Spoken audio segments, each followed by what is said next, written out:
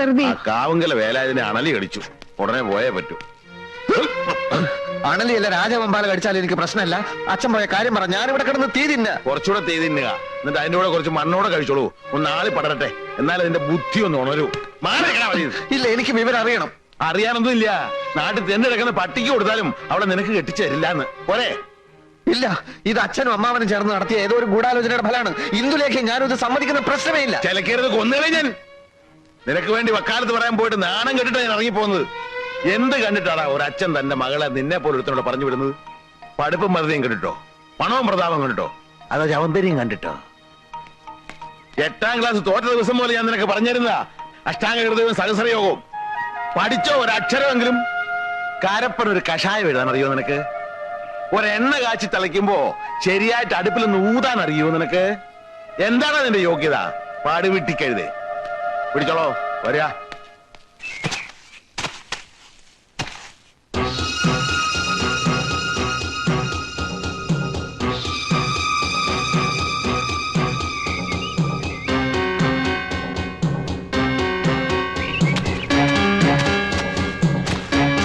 അമ്മാവാ,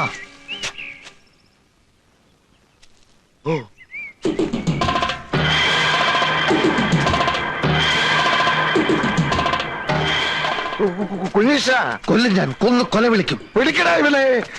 അനങ്ങിപ്പോകരുത്. അനങ്ങിയാൽ അമ്മാവനെയും കൊല്ലും, ഞാനും ചാവും. നീ ചത്തോ? അതിനെന്നെ കൊല്ലുന്നെന്തിനാ?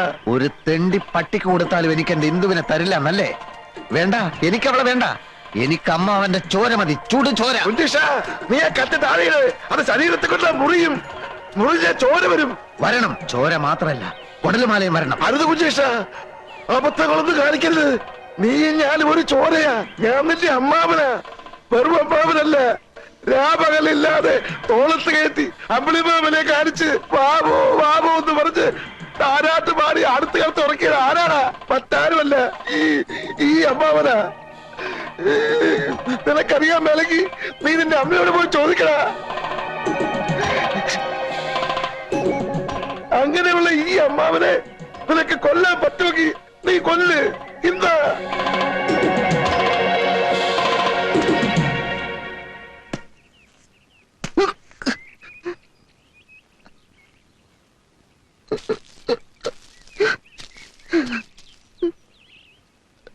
ഈ കത്തി ഒന്നും വേണ്ട. കരയല്ലേ കുഞ്ഞീഷ, വാ വാ, അമ്മാവൻ പറയട്ടെ.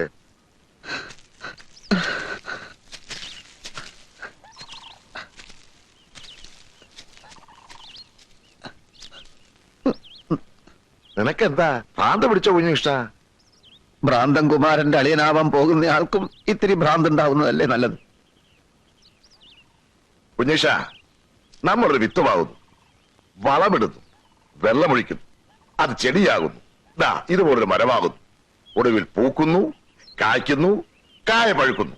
പഴുത്ത ആ കായെ മറ്റൊരുത്തൻ തട്ടിക്കൊണ്ടുപോയാൽ നമുക്ക് സഹിക്കോ കുഞ്ഞീഷ? അതുപോലെ നിന്റെയും എന്റെയും നിന്റെ അച്ഛന്റെയും അമ്മയുടെയും വേർപാടാ ഉണ്ണികൃഷ്ണന്റെ MBBS. നമ്മുടെ എല്ലാം കഠിനാധ്വാനത്തിന്റെ പഴം.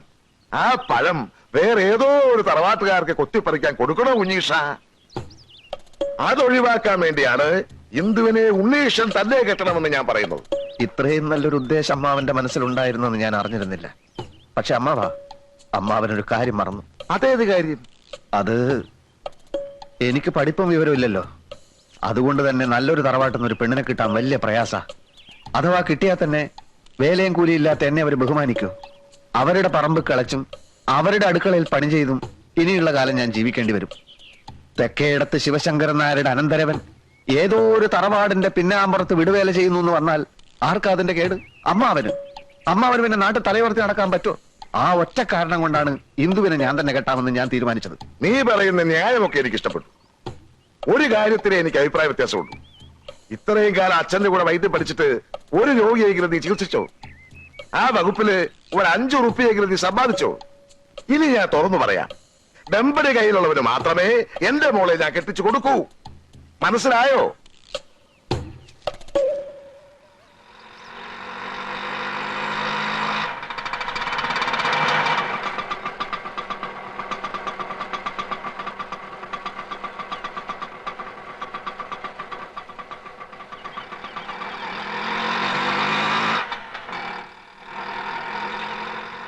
ഇവിടെ ആരും ഇല്ലേ? ആരാ? പരിശോധനാ സമയം കഴിഞ്ഞല്ലോ. ഞങ്ങൾ അടിവാരത്തുനിന്ന് വരിക. പോയിട്ട് ഇനിയും വരികയെന്ന് വെച്ചാ ഇത് ഞാൻ ഒന്നും വയറ്റി ചെല്ലാൻ മേല. അപ്പൊ തുടങ്ങും പരവേശം. ഒരുപാട് പേരെ കാണിച്ചു. അങ്ങനെ ഇരിക്കുമ്പോഴാ വൈദ്യരെ പറ്റി കേട്ടത്. വൈദ്യരനല്ലേ? വൈദ്യരനാണ്. ഇരിക്കൂ ഇരിക്കൂ. അല്ല, പേരും പ്രശസ്തിയൊക്കെ കേട്ടപ്പോ ഞാൻ വിചാരിച്ചു വല്ല കിളവച്ചാരുമായിരിക്കും. ഇതൊരു പയ്യൻ ചെക്കനല്ലേ അച്ചാമ്മേ? അറിവുള്ളവർക്ക് എന്തിനാ പ്രായം? അതെ. എത്രയും പെട്ടെന്ന് ഈ അസുഖം ഭേദമാക്കി തന്ന വൈദ്യർക്ക് എന്താ വേണ്ടെന്ന് വെച്ചാ തരാം.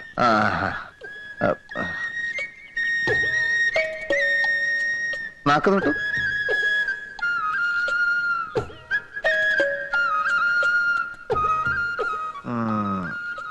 സാരമില്ല, എത്തിപ്പെടേണ്ടിടത്ത് തന്നെയാണ് എത്തിപ്പെട്ടിരിക്കുന്നത്. നമുക്ക് ഒരു കൈ നോക്കിക്കളയാം. പോരാ. നല്ല കൈപ്പുണ്യമുള്ള ആളാണെന്നല്ലേ കേൾവി? അത് കണ്ടാ തന്നെ അറിയാം. ഇത് കാലത്തും വൈകിട്ട് ഓരോ ഔൺസ് വീതം കഴിച്ചാൽ മതി, ഭേദമായിക്കോളും. ഒരു 150 തന്നേക്ക്. ഇത് കഴിക്കുമ്പോ ഭാരിച്ച് ജോലികളൊന്നും അങ്ങനെ ചെയ്യരുത്. പിന്നെ പുളി, മീന്, പഞ്ചസാര, മുളക് ഇതൊക്കെ വർജിക്കണം. പഥ്യം വളരെ ശ്രദ്ധിക്കണം. വൈദ്യർ ഈ രോഗം ഭേദമാക്കി തരികയാണെങ്കിൽ ശ്വാസം കഴിക്കണ്ടെന്ന് പറഞ്ഞാലും കഴിക്കില്ല. എന്താ പോലെ? അതെ. പറയട്ടെ. ഓ,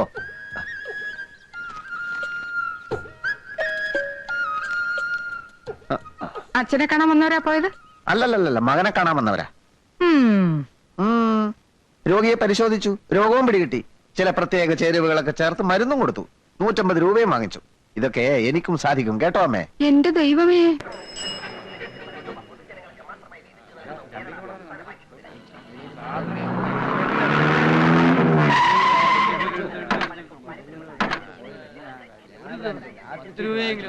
ഒന്നുകിൽ വന്നേ. മാധവമന്ത്രി വൈകിക്കാൻ വന്നോ?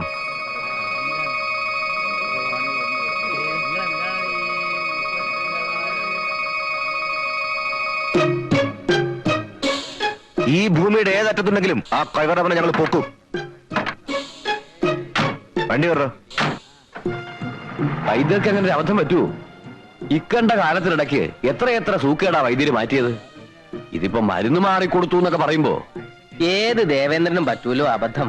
പിന്നല്ലേ വൈദ്യര്. ഏതായാലും ആള് തട്ടിപ്പോയ സ്ഥിതിക്ക് വൈദ്യരുടെ കാര്യം പോക്കാം. എന്താ സംഭവം? ആ അച്ഛനെന്തോ മരുന്ന് മാറിക്കൊടുത്തു എന്നോ ഒരാള് മരിച്ചു എന്നോ അവരച്ഛനെ തേടി ഇറങ്ങിയിരിക്കുക. ഒന്ന് കിടക്കണുണ്ടോ? കിടക്കേ, അവനെ വെട്ടിക്കൊല്ലാണ്ട് എനിക്ക് ഉറക്കം വരില്ല. അങ്ങാടി മരുന്നിന്റെ പേര് പോലും അറിയാൻ വയ്യാത്തവനാ ചികിത്സിക്ക. ഇനി വരട്ടെ, എന്റെ മകനാണെന്ന് നോക്കില്ല ഞാൻ. വെട്ടി അരിഞ്ഞ് കഷ്ണമാക്കും ഞാൻ. നിങ്ങളൊന്ന് സമാധാനായിട്ടിരിക്കൂ. എങ്ങനാ സമാധാനിക്ക? കൊലക്കേസല്ലേ നിന്റെ മോൻ ചെയ്തു വെച്ചേക്കണേ? ഒരു കയ്യബദ്ധം പറ്റിപ്പോയതല്ലേ? അങ്ങനെ പറഞ്ഞാ പോലീസും കോടതിയും വെറുതെ വിടുമെന്നാ നിന്റെ വിചാരം? അത് പോട്ടെ, അവൻ ചികിത്സിച്ച് കൊന്ന ആരെയാ? 10-17 കൊലക്കേസിലെ പ്രതി മണിമല മാത്തച്ഛന്റെ തന്തയാ. മാത്തച്ഛന്റെ കയ്യിലെങ്ങാനും കിട്ടിയാലുണ്ടല്ലോ, കഴിവട മോനെ വെട്ടിനുറുക്കി പട്ടിക്കിട്ട് കൊടുക്കും. കണ്ടവന്റെ കൈകൊണ്ട് ചാകുന്നതിലും ഭേദം ഞാൻ തന്നെ അങ്ങ് അവസാനിപ്പിക്ക. ഇനി വരട്ടെ.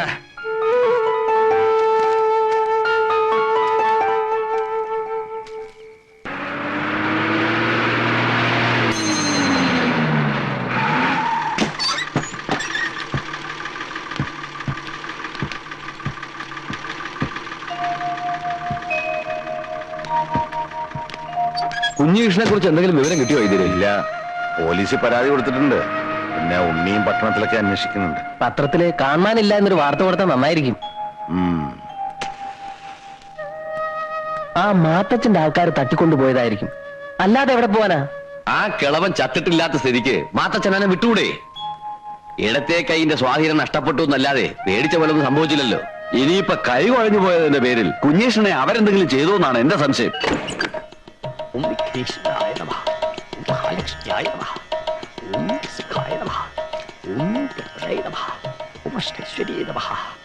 ഗുരുതിജലാണ്.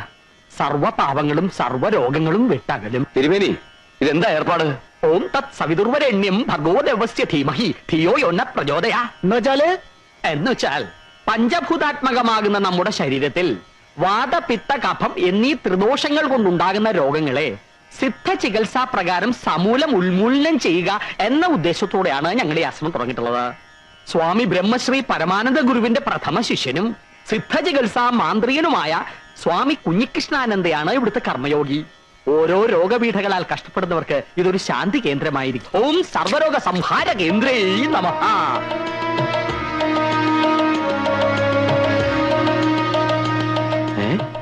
ഇത് നമ്മൾ മരിച്ചുപോയി എന്ന് പറഞ്ഞ കുഞ്ഞീഷ്ണല്ലേ?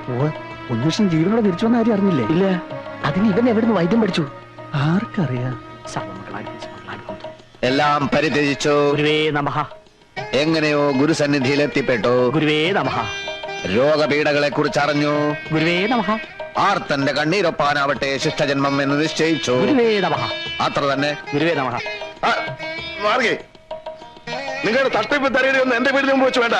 ശംഖ് കൊടുപടിയൊക്കെ എടുത്തോണ്ട് അറിയിക്കൂ. ഞങ്ങൾക്ക് ഇവിടെ കിടന്ന് തുടങ്ങണം. സ്വാമി ഏതാണ് ഈ ഭ്രാന്ത? നിൽക്കവിടെ.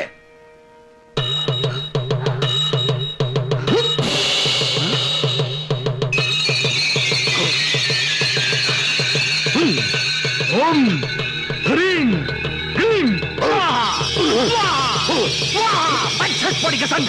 പൊള്ളാച്ചിയിൽ ഏതോ സാമിയാർ അത്ര വരം കൊടുത്തിരിക്കുന്നത്. പൊള്ളാച്ചിയിലും പോണ്ടിച്ചേരിയിലും സാമിയാരൊന്നും അല്ല നമ്പ്യാരെ, സായിബാബയാന്ന് എനിക്ക് തോന്നണേ.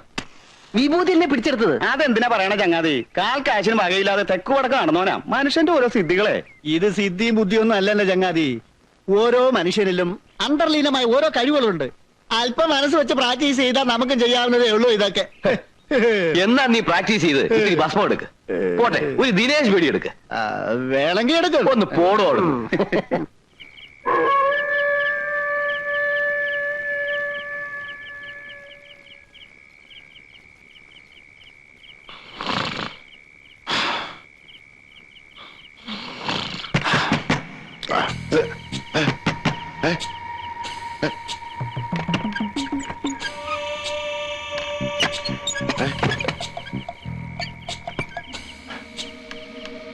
സാവിത്രി,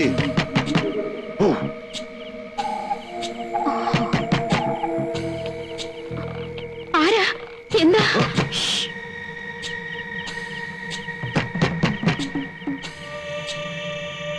ടൗണിന്ന് വരുന്നവരാണേ, ഒന്ന് വേഗം തുറക്കണേ.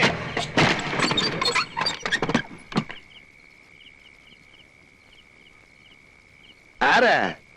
എന്താ എന്താ കാര്യം? കണ്ടില്ലേ, പെട്ടെന്ന് കാല് തളർന്ന് വീഴുകയായിരുന്നു. ഇതിനൊക്കെ ഞാനെന്ത് വേണം? സാമിയുടെ വീടല്ലേ ഇത്? ഏത് സ്വാമി? ഇത് സ്വാമിയുടെ വീടൊന്നും വീട്ടിൽ എന്റെ വീടാ. നിങ്ങൾ പാട്ടില് പോകും. നമ്മുടെ കുഞ്ഞികൃഷ്ണനെ തേടി വന്നാണെന്ന് തോന്നുന്നു. സിദ്ധാശ്രമത്തിലെ സ്വാമിയുടെ വീടാണെങ്കിൽ അതാ അവിടെയാ. സോറി പെങ്ങളെ. ഓ, അകത്തെ ഒരു പൊടി വഴി കാണിക്കാൻ വന്നിരിക്കുന്നു പാതിരാക്കി. ഈ നാട്ടുകാരൊന്നും അല്ലല്ലോ ഇവനെയൊക്കെ അന്വേഷിച്ച് വരാൻ.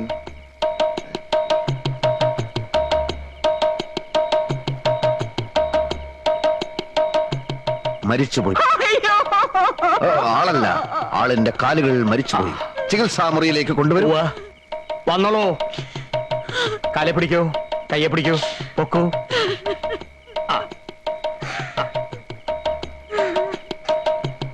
ദേ, പൂജ്യപാദമേ ശരണം, പൂജ്യപാദമേ ശരണം എന്ന് മനസ്സിൽ ഉരുട്ടോളൂ.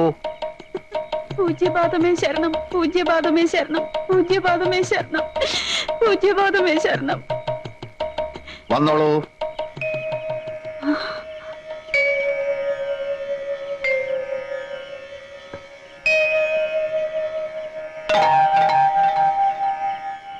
എങ്ങനെയുണ്ട്? വിശ്വസിക്കാനാവുന്നില്ല. പരിപൂർണ സുഖം. ഒന്ന് മേലോട്ട് ചാടൂ. എങ്ങനെ പോയിക്കോളൂ. എന്ത് വിഡിത്തമാണ് ഈ കാണിക്കുന്നത്? എഴുന്നേൽക്കൂ. ഒന്നും നമ്മുടെ കഴിവല്ല. പരമാനന്ദ ഗുരുവിന്റെ അനുഗ്രഹം, അദ്ദേഹം ഉപദേശിച്ചു തന്ന മരുന്ന്. ആ നാമം എന്നും സ്മരിക്കൂ. ഗുരുവേ നമഃ. ഗുരുവേ നമ. ക്ഷമിക്കണം, ഇത് 10,000 രൂപ മാത്രമേ ഉള്ളൂ. ആ പണം നാം കൈകൊണ്ട് തൊടാറില്ല. എന്നാലും ദക്ഷിണയല്ലേ, വാങ്ങിച്ചോളൂ തിരുമേനി.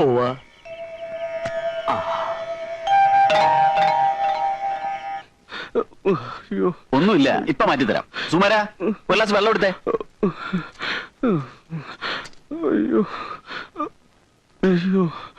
ദാ, ഇത് കഴിച്ചോളൂ.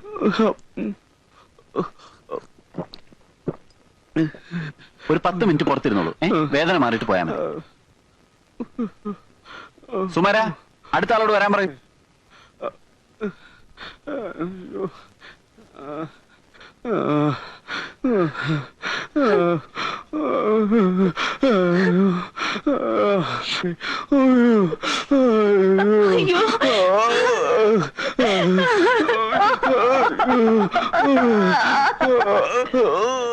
എന്താ എന്താ നിങ്ങളൊന്ന് ബഹളം വെക്കാതിരിക്കുക, ഞാനൊന്ന് നോക്കട്ടെ. ഒരു ചെറിയ വയറുവേദന മാത്രമേ ഉണ്ടായിരുന്നുള്ളൂ. ഇയാൾ കൊടുത്ത ഗുളിക കഴിച്ചപ്പോഴേ കുഴഞ്ഞു വീണത്. എന്തു മരുന്നാ നിങ്ങൾ കൊടുത്തത്? വയറുവേദനയ്ക്ക് സാധാരണ കൊടുക്കാറുള്ള മരുന്നാണ് കൊടുത്തത്. ഇതിലെന്തോ ചതിയുണ്ട്. എന്ത് ചതി? ചതിക്കാൻ ഇയാളെന്താ എന്റെ ശത്രുവാണോ? പേഷ്യന്റ് അല്ലേ? താൻ നിന്ന് പ്രസംഗിക്കാതെ ഇയാളെ രക്ഷിക്കാൻ വല്ലതും ചെയ്യുന്നുണ്ടോ? താൻ എന്ത് ക്നാപ്പിലെ ഡോക്ടറാണോ? തോന്നിയാസം പറയരുത്. പറഞ്ഞ താൻ എന്ത് ചെയ്യൂ? ഇവരൊക്കെ കാണിച്ചിട്ട് വീണ്ടും ഞങ്ങളുടെ തലയിൽ കയറുന്നു. താൻ എവിടുത്തെ ഡോക്ടറാണോ? നിങ്ങൾ ഇങ്ങനെ ബഹളം വെച്ചിട്ട് എന്താ കാര്യം? പെട്ടെന്ന് ഇയാളെ രക്ഷിക്കാൻ നോക്ക്. മെഡിക്കൽ കോളേജിലേക്ക് എടുക്കുക. ഇയാളുടെ അടുത്തൊക്കെ വന്നാൽ നമ്മളെ വേണം തന്നെ.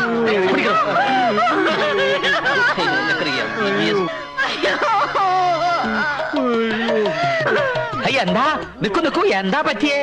ഒന്നും പറയേണ്ട തിരുമേനി, വയറ്റുവേദനയ്ക്കുള്ള മരുന്ന് മാറ്റി കൊടുത്തിട്ട് ഇപ്പൊ ആള് തട്ടിപ്പോയെന്നാ തോന്നുന്നത്. ഓ മെഡിക്കൽ കോളേജിലേക്ക് കൊണ്ടുപോവാ. ഈ സഹോദരരെ അവിവേകം കാണിക്കില്ലേ? മെഡിക്കൽ കോളേജിൽ എത്തുമ്പോഴേക്ക് ഇയാളുടെ അസംബ്ലി പൊളിയില്ലേ?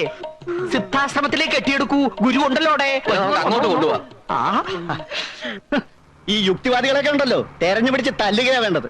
ദൈവമില്ല, അമാനുഷികമായ ശക്തിയേ ഇല്ല എന്നൊക്കെയാണല്ലോ ഇവിടെ പ്രചരണം. ഇതുപോലെ മരിച്ചുപോയ ഒരാൾക്ക് വീണ്ടും ജീവൻ കൊടുക്കാൻ ഈ യുക്തിവാദികളെ കൊണ്ട് പറ്റുവോ? താനെന്തിനാ എന്റെ അടുത്ത് ചൂടാവുന്നേ? ഞാനെന്താ യുക്തിവാദിയാ? MBBS അത്ര MBBS എന്താ കാര്യം? അവന്റെ വൈദ്യശാസ്ത്രം തോറ്റെടുത്ത് സ്വാമി കുഞ്ഞികൃഷ്ണാനന്ദയുടെ ദൈവശക്തി വിജയിച്ചില്ലേ? ഇങ്ങനെ ഒരു സിദ്ധൻ ഇവിടെ ഉള്ളത് ഈ നാടിന്റെ ഭാഗ്യാന്ന് കരുതിയാ. ഇനിയിപ്പൊ സ്വാമിയുടെ അനുജൻ ഡോക്ടറെ കൂട്ടി ഇവിടുന്ന് കെട്ടുകെട്ടേണ്ടി വരുന്ന തോന്നുന്നത്. അതുറപ്പാ. ഇപ്പൊ എങ്ങനെയുണ്ട്? ഞാനിപ്പൊ ചാവും. അത് വെറും തോന്നലാണ്. ഈ ധൂമ ചികിത്സ ഞങ്ങളുടെ സിദ്ധവൈദ്യത്തിലെ ഒരു പ്രധാന ഇനമാണ്. നിങ്ങളുടെ തലവേദനയുടെ അവസാനത്തെ ദിവസമാണെന്ന് പരമാനന്ദ ഗുരുവെ ധ്യാനിച്ച് വിശ്രമിച്ചോളൂ, പൊയ്ക്കോളൂ. അടുത്ത ആള് വരിക.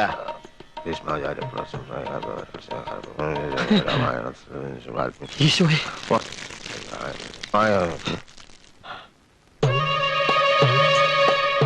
ബന്ധങ്ങളുടെ കെട്ടുപാടുകൾ പൊട്ടിച്ചെറിഞ്ഞ് സർവസംഘ പരിത്യാഗിയായി ജീവിക്കുന്ന ഒരാളാണ് ഞാൻ. ഇവിടെ വന്ന് എന്റെ സ്വൈര്യം കെടുത്തരുത്. ഞാൻ ബന്ധുവായിട്ടല്ല രോഗിയായിട്ടാ വന്നിരിക്കുന്നത്. എന്റെ ഇടത് കൈ നിർജീവമാണ്. അങ്ങ് വലിയ സിദ്ധവൈദ്യനാണല്ലോ, സെക്കൻഡ് വെച്ച് രോഗങ്ങൾ മാറ്റുന്ന സിദ്ധവൈദ്യൻ. എന്റെ ഈ കൈ ഒന്ന് ജീവനുള്ളതാക്കി തരണം. ഇടഞ്ഞു നിൽക്കുകയായിരുന്നെങ്കിലും ഒടുക്കം വൈദ്യർക്കൊരു രോഗം വന്നപ്പോ സ്വാമിയുടെ അടുത്ത് തന്നെ വരേണ്ടി വന്നല്ലോ. അതാ ദൈവത്തിന്റെ കളി. കൈ കുഴഞ്ഞുപോയ ഒരു രോഗിയെ കണ്ടാൽ എനിക്ക് മനസ്സിലാവും പരീക്ഷണത്തിനാണ് വന്നതെങ്കിൽ അത് വേണ്ട. സ്വന്തം കൂടപ്പിറപ്പിന്റെ കഞ്ഞികൂടി മുട്ടിച്ച് നിന്നെ ഒരു പാഠം പഠിപ്പിക്കാൻ തന്നെ വന്നതെന്ന് കൂട്ടിക്കോ. ഓഹോ, അപ്പൊ അതൊക്കെയാണ് രോഗത്തിന്റെ ലക്ഷണങ്ങൾ. നമുക്കിത് നിഷ്പ്രയാസം മാറ്റിക്കളയാം. ആദ്യം എന്റെ ഗുരുവിനെ വന്ദിക്കണം, പിന്നെ എന്നിൽ വിശ്വാസം അർപ്പിക്കണം. എനിക്ക് പൂർണ്ണ വിശ്വാസമാണ്. എങ്കിൽ മിനിറ്റുകൾക്കകം ഈ കൈ വീശി വീശി നിങ്ങൾ ഇവിടുന്ന് തിരിച്ചു പോകും.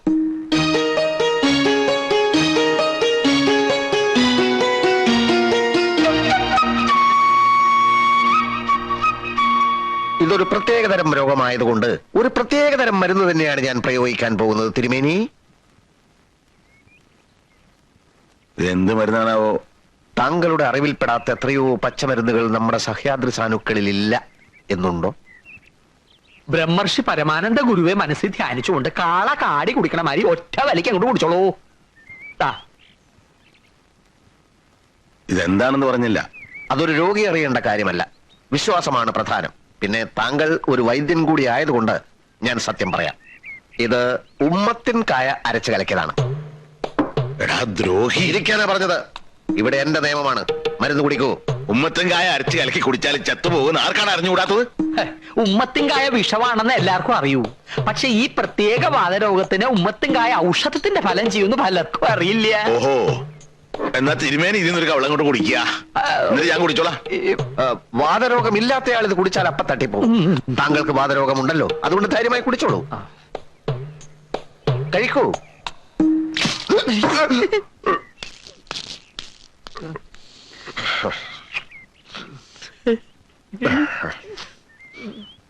ഭ്രാന്ത ഏട്ടന് ഭ്രാന്ത്. ഇന്ന് ഉമ്മത്തിങ്കായ കലക്കി തന്നെങ്കിൽ നാളെ ഇരുട്ടടി അടിച്ച് കൊല്ലില്ലെന്ന് എന്താ ഇത്ര ഉറപ്പ്? ആ എന്താ എന്റെ ഉണ്ണി ഇങ്ങനൊക്കെ പറയണത്? സ്വന്തം അച്ഛനോട് ഏതെങ്കിലും മക്കൾ അങ്ങനെ കാണിക്കൂ? ഐ പിന്നെ എന്താ ഇപ്പൊ കാണിച്ചേ? അത് കുടിച്ചിരുന്നേ കെട്ടിയെടുക്കേണ്ടി വരില്ലായിരുന്നു തന്നെ. ഛേ നിങ്ങൾ ആരും കരുതും പോലെ ഒരു വിദ്യാസുരനോ ദുഷ്ടനോ ഒന്നും അല്ല കുഞ്ഞീഷൻ. തങ്കപ്പെട്ട മനസ്സാ അവന്റേത്. ഇതുപോലെ ഓരോ താന്തോന്നും തനങ്ങൾ കാണിച്ച് നാട്ടുകാരെയും തല്ലി മേടിക്കുമ്പോ തങ്കം ചെമ്പാകും. ഏയ് അവൻ ഏതോ ഗുരുവിന്റെ നിന്ന് വരം കിട്ടിയിട്ടുണ്ടെന്നുള്ള കാര്യം ഉറപ്പാ. അളിയൻ ആ കള്ളച്ചക്കന് വക്കാലത്തുമായിട്ട് നടക്കുക. കഴിവുകളെ പ്രശംസിക്കാൻ ശിവശേഖരൻ ഒരിക്കലും അമാന്തിച്ചിട്ടില്ല. ആ അതവിടെ നിൽക്കട്ടെ. ഇവിടെ ഇപ്പൊ സംഗതി ഒന്നും ആയിട്ടില്ല. പന്തലുകാരൊക്കെ ഏർപ്പാടാക്കിയതാണ്. എന്തിന്? കല്യാണം ഇനി അടുത്തില്ലേ? ഏത് കല്യാണം? ഏത് കല്യാണമെന്നോ? ആങ്ങളക്ക് ഇത് എന്താ പറ്റിയേ? ഉണ്ണിയുടെ ഇന്ദുവിന്റെ കല്യാണേ. ഓ കല്യാണം കല്യാണം മംഗളസുമേ വക്ഷസ്ഥലേ കൗസ്തുഭം ധർമ്മ സംസ്ഥാപനാർത്ഥായ സംഭവാമി യുഗേ യുഗേ. അമ്മാവാ ഓടാ ആങ്ങളെ ഓടി ശിവശങ്കര പോടോ.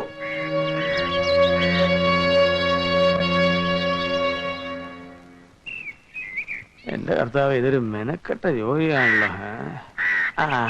കിട്ടി.